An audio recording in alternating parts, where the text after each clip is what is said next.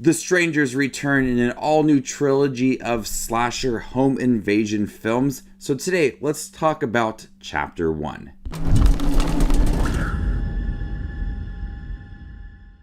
Hey everybody, my name is Justin here. I try to watch everything that hits theaters and on streaming services. If you guys are like me, go ahead and hit that subscribe button down below and click that bell notification for more up and coming content. After their car breaks down in an eerie small town, a young couple is forced to spend the night in a remote cabin.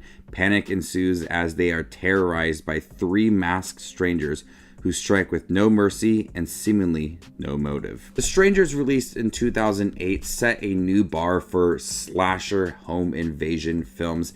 It was very simple, it was creepy, there was no motives, which just made it absolutely more worse. This film pretty much is just a remake of that movie, down to some of the scenes that they recreated in this movie. There was the second film, Prey at Night, which I really did like. And now we have a trilogy of new movies, one coming out this year and one early 2025. And this is directed by Renny Harlin, who hasn't directed the best horror films, so I wasn't that excited for this movie, but I do like slasher movies, my favorite subgenre of horror films.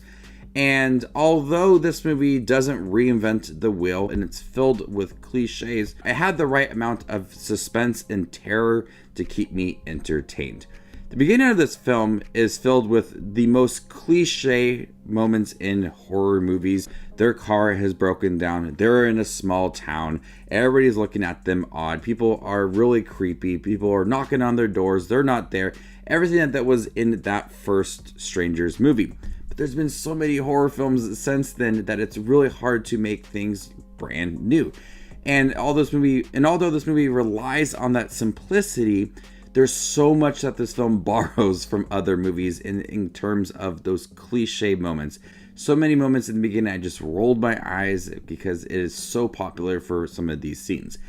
When we get to the remote cabin, you have the moments of the strangers knocking on the door, asking for somebody. They're not there. They're in the house. They're just wandering around, causing terror, which was in that first film. And Renny Harlin is able to capture a lot of that intensity without having the strangers there.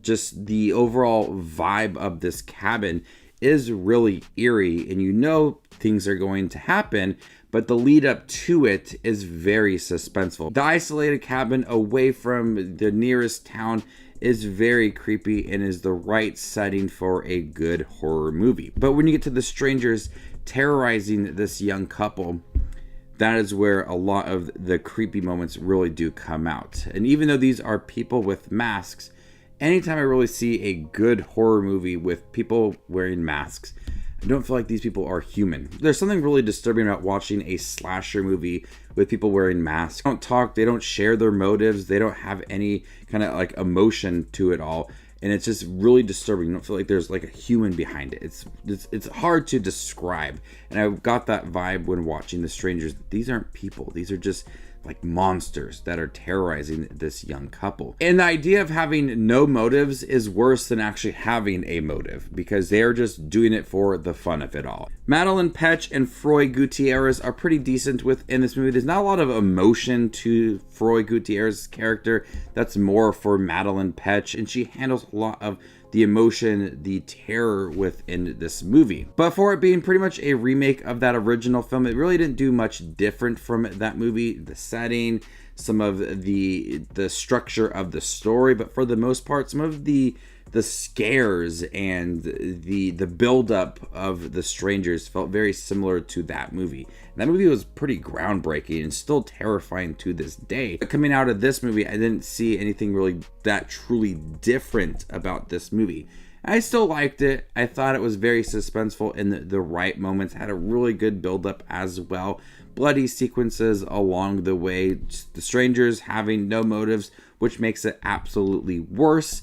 So I am looking forward to seeing what they can do with a second and third film and seeing if they are going to have a continuation of this story, which you can allow for more motives and an understanding of these characters and really build off of it. They could do something pretty unique, and I'm actually looking forward to those films and rounding out a trilogy.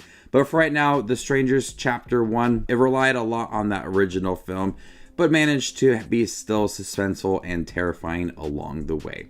So before I give you my score for The Strangers Chapter 1, make sure to check out my channel. Here I do movie reviews, trailer actions, ranking videos, tier lists, all that fun movie related content that you see on YouTube. I do it all here, so hit that subscribe button to get it all in one spot. I'm going to go ahead and give The Strangers Chapter 1 a B. Thank you guys for checking out my review for The Strangers Chapter 1. Have you guys seen the new horror film? What did you think about it? Let me know in the comment section down below, and stay tuned for more up and coming content like this. My name is Just Watches Movies, and you guys stay classy, YouTube.